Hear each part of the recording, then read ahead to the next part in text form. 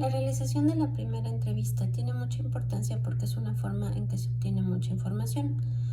La realización de la entrevista depende del modo en que se solicite la información. Esto dependerá de los criterios del entrevistador, pero hablamos de dos modos en que generalmente se obtiene: a través del grado de estructuración de las preguntas y respuestas y a través del estilo o grado de dirección que va a asumir la interacción entre el entrevistador y el entrevistado. La estructuración tiene un efecto relevante en la cantidad de información y en la calidad de la misma, porque depende del formato que se utilice. Si se utilizan formatos no estructurados, se favorece la fluidez de la información, pero no se garantiza la precisión.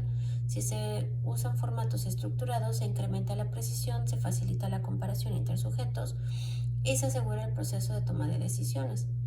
La elección de cualquiera de los formatos dependerá de los criterios de la entrevista, la exigencia de precisión establecida, la interacción, el momento, los contenidos.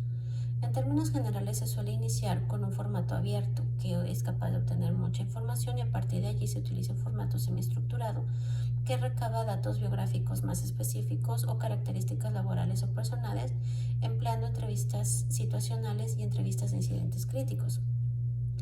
Las entrevistas situacionales son aquellas donde el evaluador propone una situación problema hipotético y pide al entrevistado que explique su actuación en cada situación problema.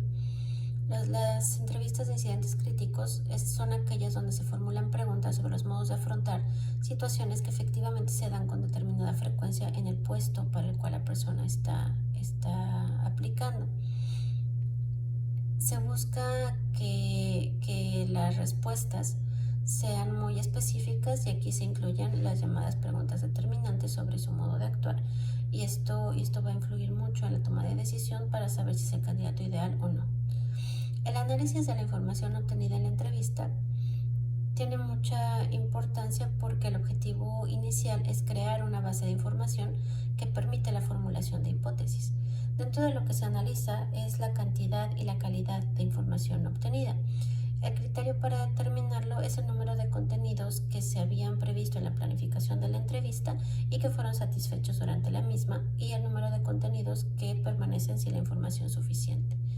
La calidad de información se refiere a qué tanto esto que se obtuvo nos sirve para entender lo que sucede con la persona y si puede ser el candidato ideal o no. Se analizan los resultados en términos de puntos fuertes o débiles para el candidato en relación con el perfil que se está buscando. La calidad de la información depende de la fiabilidad, de la validez y la precisión de la información obtenida. Se relacionan normalmente con estrategias tanto que se utilizan en la realización propiamente de la entrevista, como puede ser el diseño en sí de la entrevista, qué es lo que se va a preguntar y cómo se va a preguntar, y también en las garantías metodológicas dependiendo de la técnica. Por ejemplo, hay ocasiones en que se utilizan los entrevistadores para manejar la objetividad y para estimarla mejor.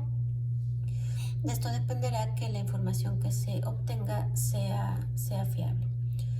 La entrevista en la comprobación de hipótesis. Se puede recurrir a la entrevista como técnica de segundo nivel para comprobar hipótesis.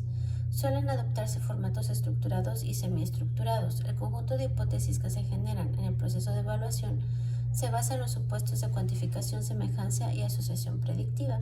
La entrevista generalmente se utiliza para la comprobación de hipótesis que están basadas en este supuesto de cuantificación, también a veces en el de semejanza, pero en menor medida para hipótesis funcionales.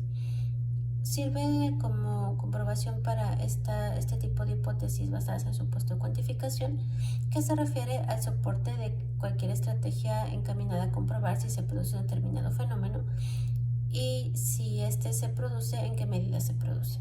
Se suelen utilizar propuestas conductuales estructuradas y adicionalmente se utilizan entrevistas específicas para recoger la presencia, cantidad, duración, frecuencia, intensidad e incluso aspectos cualitativos de comportamientos, contextos, estímulos o conjunto de estímulos que rodean al fenómeno que se está observando. Generalmente se trata de entrevistas semiestructuradas que intentan contrastar la hipótesis de ocurrencia de determinados comportamientos problemas. Esto quiere decir que se hace la hipótesis de que un determinado fenómeno existe y mediante una entrevista se trata de detectar la presencia o ausencia en un determinado sujeto que está presentando este fenómeno y la cuantificación para saber la gravedad o severidad del mismo.